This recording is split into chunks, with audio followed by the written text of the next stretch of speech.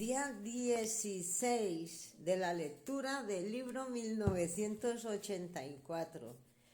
Habíamos quedado en que le había prestado la señora Parsons y empezó a copiar un pasaje en el diario. Comienza. En los viejos tiempos, decía el libro, antes de la gloriosa revolución, Londres no era la hermosa ciudad que hoy conocemos. Era un sitio oscuro, sucio y paupérrimo donde casi nadie tenía suficiente comida y cientos y miles de personas no tenían botas que ponerse ni un tejado donde guarecerse para dormir. Los niños de vuestra edad tenían que trabajar 12 horas al día para unos amos crueles que les azotaban con sus látigos si trabajaban demasiado despacio y solo les alimentaban con agua y mendrugos de pan duro. Entre esa terrible pobreza había unas cuantas mansiones muy hermosas donde vivían los ricos y que tenían hasta 30 criados para cuidarles. Esos ricachones se llamaban capitalistas. Eran feos y gordos y tenían cara de malvados como en el de la ilustración de la página siguiente. Como veis, llevaban un traje negro largo llamado frac y un extraño sombrero de forma de chimenea que se llamaba chistera. Era el uniforme de los capitalistas y nadie más podía llevarlo. Los capitalistas eran los dueños de todo y los demás eran sus esclavos. Poseían toda la tierra, todas las casas, todas las fábricas y todo el dinero.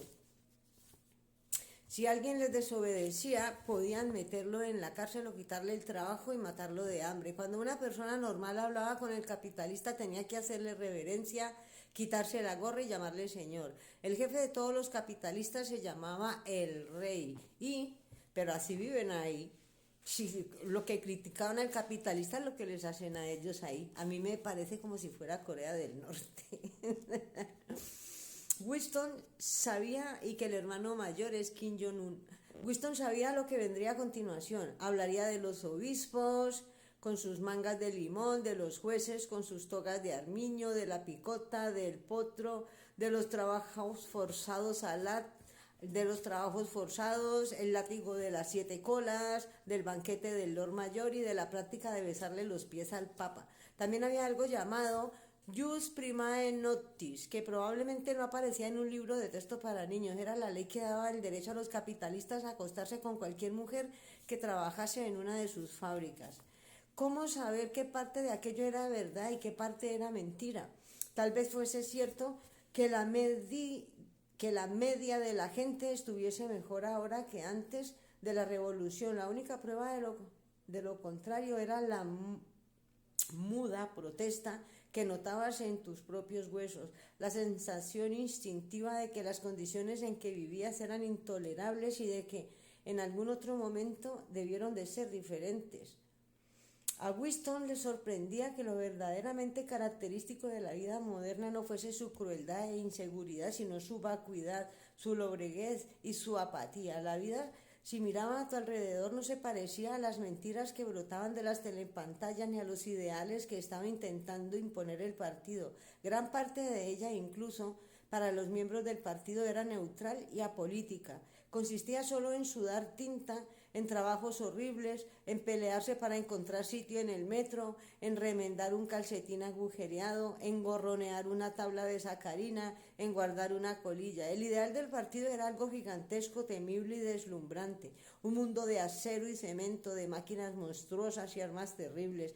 Una nación de guerreros y fanáticos que desfilaban de adelante en formación, pensando todos lo mismo, repitiendo las mismas consignas, trabajando sin cesar, luchando, triunfando, persiguiendo. 300 millones de personas con la misma cara a la realidad. Eran ciudades sórdidas y en ruinas en las que la gente mal alimentada iba de aquí para allá con los zapatos empapados y vivía en deterioradas casas decimonónicas que olían siempre a col y a váter atascado. Le pareció ver en Londres que era vasto y ruinoso, una ciudad de 1 millón de cubos de basura y mezclado con ella una imagen de la señora Parsons, una mujer con el rostro arrugado y el cabello encrespado que hurgaba impotente en un desagüe obstruido. Alargó el brazo y volvió a rascarse el tobillo día y noche.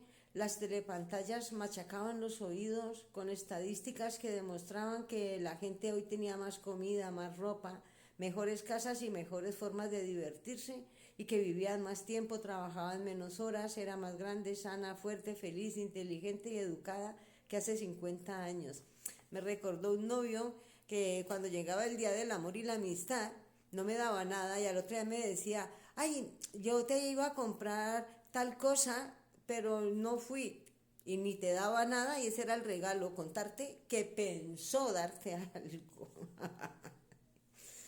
Ni una sola palabra de lo que decían podía demostrarse o rebatirse. El partido afirmaba, por ejemplo, que el 40% de los proles adultos estaban alfabetizados y que antes de la revolución el número había solo del 15%. El partido aseguraba que la tasa de mortalidad infantil era ahora del 160 por 1000, mientras que antes de la revolución había sido del 300 por 1000, y así sucesivamente. Era como una ecuación con dos incógnitas. Era muy posible que literalmente todo lo que decían los libros de historia, incluso lo que uno aceptaba sin dudarlo, fuese pura fantasía. Por lo que él sabía, era posible que nunca hubiese existido una ley como la Jus Primaem Noctis, o personas como los capitalistas, o una prenda como la chistera. Todo se difuminaba en la niebla. El pasado había sido borrado, se había olvidado que había sido borrado y de ese modo la mentira se convertía en verdad. Solo una vez en la vida había tenido, después de que ocurriera, y eso era lo importante, a una prueba concreta e inconfundible de un acto de falsificación. La había tenido entre los dedos al menos 30 segundos, debió ser en el 73. En cualquier caso, ocurrió por la época de Catherine y él se habían separado, pero la fecha verdaderamente relevante había sido 7 u 8 años antes. En realidad la historia empezó a mediados de los 60, la época de las grandes purgas en las que eliminaron de una vez para siempre a los primeros dirigentes de la revolución. En el 70 ya solo quedaba el hermano mayor, a los otros los habían denunciado por traidores. Sí, porque ese Kim Jong-un mató a su tío por traidor. A los otros los habían denunciado por traidores y contrarrevolucionarios. Goldstein había huido y estaba escondido, vete a saber dónde. De los demás, unos cuantos habían desaparecido sin dejar rastro. Goldstein aquí es Estados Unidos y eso. De los demás, unos cuantos habían desaparecido sin dejar rastro y la mayor parte había sido ejecutados después de espectaculares juicios públicos en los que ellos mismos confesaron sus crímenes. Entre los últimos supervivientes habían 3 hombres llamados Jones, Aronson y Rutherford, que debieron de detenerlos en el 65, como ocurría a menudo. Los 3 estuvieron desaparecidos un año más o menos sin que nadie supiera si estaban vivos o muertos, y de pronto se presentaron y se acusaron a sí mismos. Confesaron haber estado en convivencia con el enemigo. En esa época el enemigo también era Eurasia.